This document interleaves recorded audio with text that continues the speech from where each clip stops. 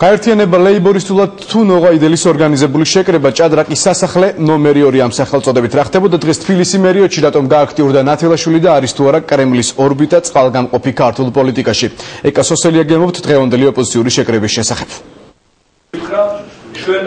ქართული პოლიტიკური სპექტრიდან შალვა ნათელაშვილი ერთ-ერთი პირველი იყო, ვისაც პუტინთან შეხვედრის სურვილი ჰქონდა, თუმცა ლეიბორისტების ლიდერმა ბურჯანაძისგან და ნოღაიდელისგან განსხვავებით ეს ამ დრომდე ვერ მოახერხა. თუმცა ნათელაშვილისთვის ამას დღეს ხელი არ შეუშლია იმისთვის, რომ ნოღაიდელთან და ბურჯანაძესთან ერთ მაგიდასთან მჯდარიყო.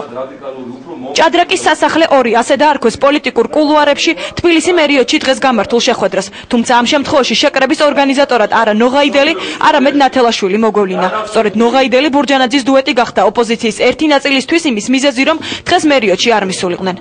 რუსული პოლიტიკური ძალები, ნოღაიდელის მეთაურობით და კიდევ სხვა პოლიტიკური ძალების მონაწილეობით ეროვნულ-დემოკრატიულ პარტიას ესეთ შეკრებაზე რაღაც კონსტრუქციულად სასაუბროთ ვერასოდეს ვერ დაინახა. თუმცა იგულისხმება ყველას ერთად შეკრება, ყველა კარგია, მაგრამ არა ნებისმიერი. შეხვედრა იქნებოდა ურეზულტატო და ფუჭი, რადგანაც მასში მონაწილეობის მიღება გადაწყვიტა ისეთმა პოლიტიკურმა გაერთიანებებმა, რომლებიც ძირითად ფუნდამენტურ შეხედულებებზე ამჟღავნებენ აბსოლუტურად დიამეტრალურად განსხვავებულ პოზიციას.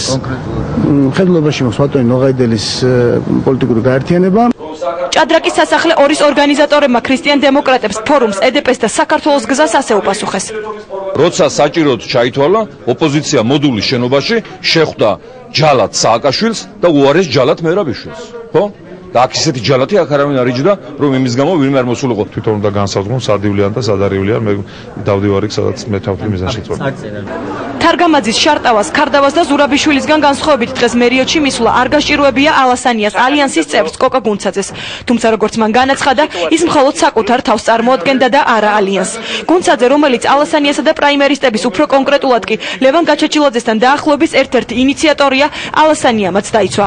რესპუბლიკელების განცხადებით მათ საკუთარი გზა აქვთ, თუმცა ლეიბორისტებთან თანამშრომლობენ და აქტიურადაც. მე კერძო გადაწყვეტილებას ვიღებ მე თვითონ. ეს არ არის ალიანსის გადაწყვეტილება, მე აქ არ წარმოვადგენ ალიანსს, კიდევ ერთხელ ვამბობ, მე წარმოვადგენ ჩემ თავს, როგორც კერძო პირი. კოკამ მითხრა, რომ ის მიწვეული იყო ამ შეხვედრაზე, მე ვუთხარი, რომ თუ მისი სურვილი იყო ის დასრებოდა, მაგრამ რა თქმა უნდა ის არანაირად არ წარმოადგენდა არც ალიანსს იმ შეხვედრაზე და არანაირი მანდატი არ ჰქონდა ალიანსის სახელით რაიმე განცხადება გაეკეთებინა. თანამშრომლობთ ბატონ შალვასთან და ლეიბორისტებთან და ეს თანამშრომლობა საკმაოდ ნაყოფიერია, მაგრამ ალიანსს გამოცხადებილი აქვს თავისი გეგმები, ალიანსის გზა ცნობილია, ჩვენ მივდივართ არჩევნებზე, შესაბამისად, რაიმე საკონსულტაციო პროცესში ჩვენ არც ერთ სხვა პოლიტიკურ ძალასთან აღარ ვიმყოფებით. დღევანდელ შეხვედრაზე შეკრებილებმა ლეიბორისტების სტილით დაწერილი მიმართვაც მიიღეს. მიმართავენ მსოფლიო დემოკრატიულ თანამეგობრობას, რომ საქართველოს თემაზე კონფერენცია ჩატარდეს. ლეიბორისტების ირგვლივ შემოკრებილი პარტიები ფიქრობენ, რომ ეს საქართველოს პოლიტიკური კრიზისიდან გამოსვლაში დაეხმარება. დღეს შეკრებულთა კოორდინატორად კი გოგა ხაინდრავა აირჩიეს.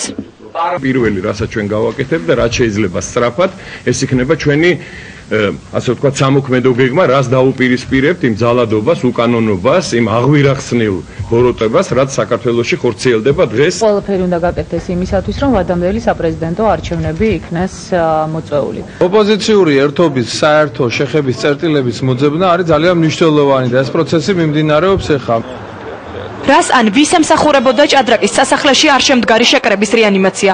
ექსპერტთა ერთი ნაწილი თვლის, რომ მერიოდში შეკრება პრორუსულ ძალთა გაერთიანების მცდელობა იყო.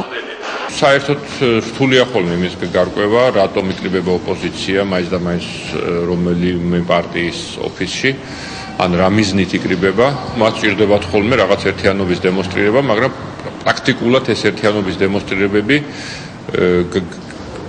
გადაიზრდება დაგსაქსულობის დემონსტრირებაში. როგორ დასრულდება ადგილობრივ არჩევნებამდე რამოდენიმე ნაწილად დაყოფილ ოპოზიციაში გადაჯგუფება ჯერ უცნობია. ფაქტი ერთია, რუსული ორბიტა პოლიტიკური სპექტრის წყალგამყოფია.